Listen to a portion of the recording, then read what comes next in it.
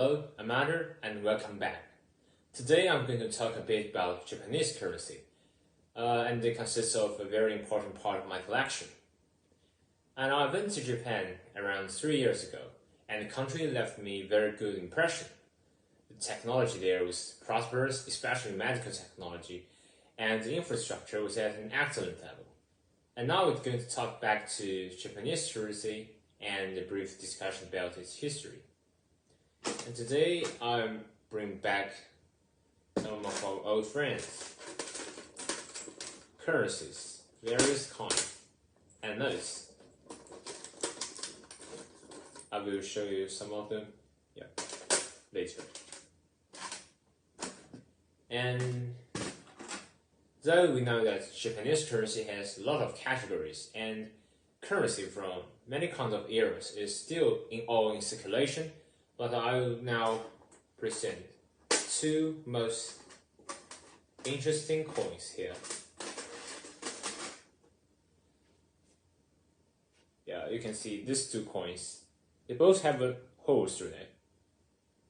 Yeah, and you can see the face value, 50 here.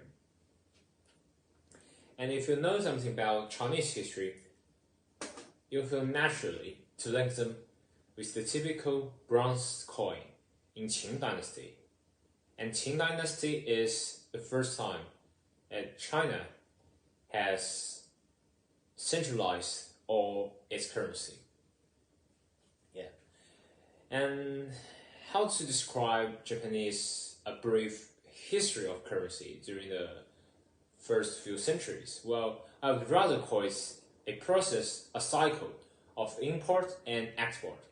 And what is import? Well, this is certain because according to reliable historical accounts, that the origin of Japanese currency is linked with the Wuzhou bronze coin in Han Dynasty of China. So yes, Japan first imported coins from China, but after some while, it is natural to think that the Japanese government felt it necessary to maintain their own currency. And so we started. But after a certain period, because there's a lack of resource and there's a lack of technology, unfortunately, they had to import the currency again. So, this is a process. It's like bouncing on and off, importing, exporting. Well, that's typical of this kind of history. And I have read some historic books about this period, and today when we are going to analyze this kind of inflow of certain foreign currencies, we will link them with trade. And of course, Japan's currency history of this period can also be explained like this.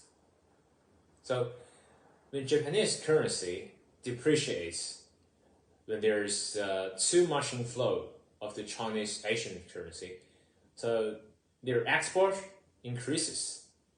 And that is just how it is like for Japan's trade, international trade at this period. And from 8th century to the 17th century, Japan coinage has gained inspiration from Tang, Song, Yuan, Ming dynasty. It's not surprising since there were frequent exchanges of cultures and religions from Japan and China. And from then on to the 19th century, that's the era of Tokugawa currency, or Edo period, as you know. And that's the final era of traditional Japanese government.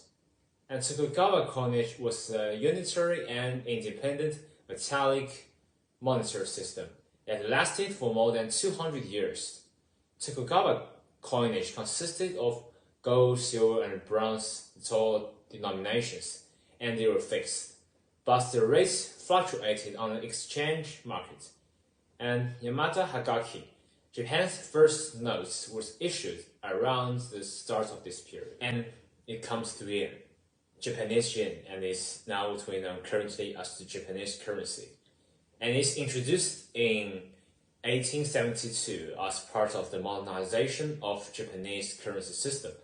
And the value of it was originally linked directly to the gold, and after extensive devaluation that resulted from World War II, the Bretton Woods system has changed this and changed it to the US dollar. And the Plaza Accord of 1985 further changed this situation and led to a peak value against the US dollar of Japanese currency in 1995, and this effectively increases the value of Japan's GDP to almost that of the United States. But since that time, however, the yen has greatly decreased in value. So the Bank of Japan maintains a policy of 0 to near zero interest rates, and the government has very extreme anti-inflation policy, and that's all of the story. And the coins at my hand, with all face values, various categories, and the reign titles like Showa 33 years, they all reflect the culture and history of Japan. And there's another interesting insight about Japanese banknotes. And here what you see is 1,000 face value of Japanese banknote. And this figure on it is Hidayo. He is a very famous doctor and medical scientist of Japan. And on 2,000 banknote and 5,000 banknote, it's a great women novelist and an enlightenment thinker, respectively. While around 50% of the banknotes of all countries in the world used political figures on their banknotes, Japan didn't. So this partly explains why Japan is so powerful at education and scientific level. Thank you for watching.